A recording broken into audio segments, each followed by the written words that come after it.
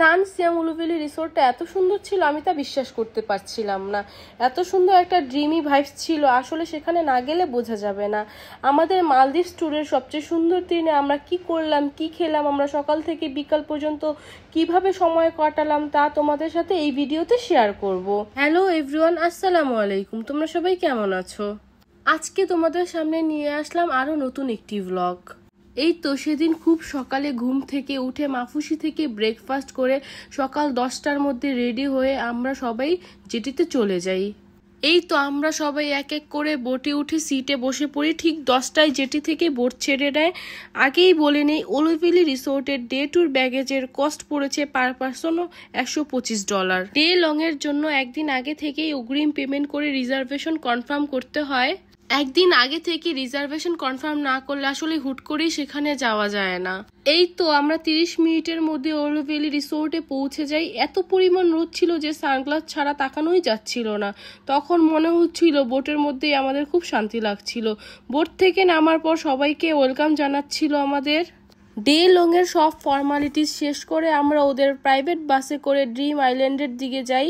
Dream আইল্যান্ডের ভিউটা ছিল এক কথায় অসাধারণ। মনে হচ্ছিল আকাশের রং আর সমুদ্রের রঙের মধ্যে এক অবিসংবেদনশীল মিলন হয়েছে।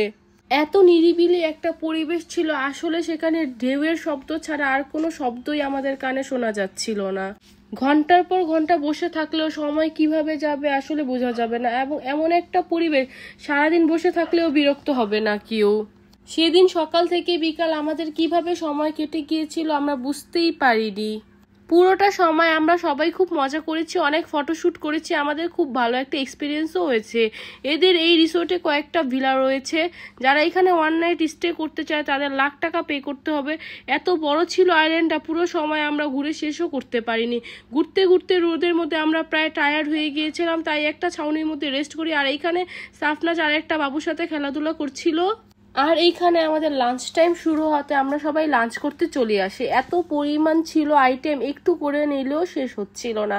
আমরা সব আইটেমই একটু একটু করে ট্রাই করছিলাম। আসলে এইখানে বিভিন্ন ধরনের বিভিন্ন দেশের লোকজন আসার কারণে তাদের দেশের ভ্যারাইটিস অনুযায়ী খাবার তৈরি করা হয়। আমরা যারা বাঙালি আসলে আমাদের মুখরোচক খাবার না হলে ভালো লাগে না। বাফেটের প্রতিটা খাবারই ছিল বেস্ট।